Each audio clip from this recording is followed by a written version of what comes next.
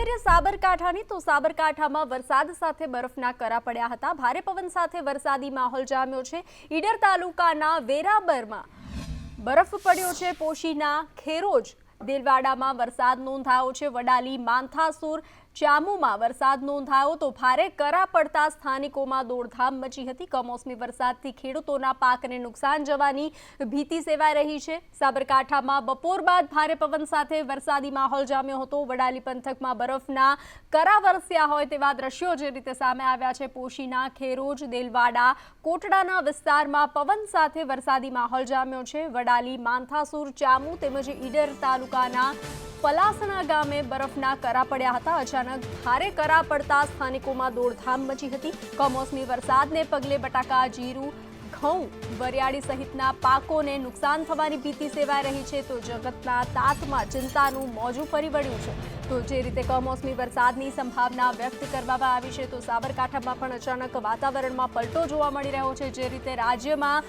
ભારે વરસાદની કમોસમી વરસાદની સંભાવના વ્યક્ત કરવામાં આવી છે તો દરેક જગ્યાએ હાલ વાતાવરણમાં પલટો જોવા મળી રહ્યો છે। તો સાબરકાંઠામાં બપોર બાદ ભારે પવન સાથે વરસાદી માહોલ જોવા મળ્યો છે। વડાલી પંથકમાં બરફના કરા પણ વરસ્યા છે તો પોશીના ખેરોજ દેલવાડા કોટડાના વિસ્તારમાં ભારે પવન સાથે વરસાદી માહોલ જામ્યો। જગતનો તાત ચિંતામાં મુકાયો છે। વડાલી માંથાસુર ચામુ તેમજ ઈડર તાલુકાના પલાસણ ગામે બરફના કરા પડ્યા છે। અચાનક ભારે કરા પડતા સ્થાનિકોમાં દોડધામ મચી જવા પામી છે।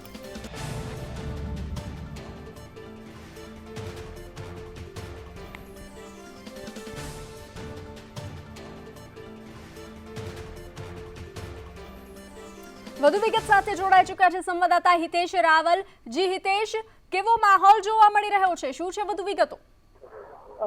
જી, સાબરકાંઠામાં બપોર બાદ ભારે પવન સાથે વરસાદી માહોલ જામ્યો છે। જેમાં સાબરકાંઠાના પોશીના તાલુકામાં ભારે પવન સાથે વરસાદ અવિરત અડધો કલાકથી ચાલુ છે ને વડાલી તાલુકો ગણીએ કે વડાલી તાલુકાના આજુબાજુના જે ગામો છે ગ્રામ્ય પથ્થરથી લઈને વડાલી શહેરમાં ભારે બરફના કરા પડ્યા છે। કરા પડતાની સાથે આજુબાજુના જે ખેતરોમાં ઘઉં આડા પડવાની સ્થિતિ ઉભી થઈ છે અને જે ઘઉં છે, ચણા છે અને બટેટા જેવા પાકોમાં નુકસાનીની ભીતિ સેવાઈ રહી છે કે આજુબાજુ ખેડૂતો પણ ટેન્શનમાં છે। એક બાજુ ભારે પવન સાથે અને આજુબાજુના જે ઈડર પંથકમાં પણ ભારે પવનના કારણે ક્યાંક ધૂળની ડમરી ઉડી રહી છે। જીતેશ, સમગ્ર જાણકારી સાથે જોડાવા બદલ આભાર।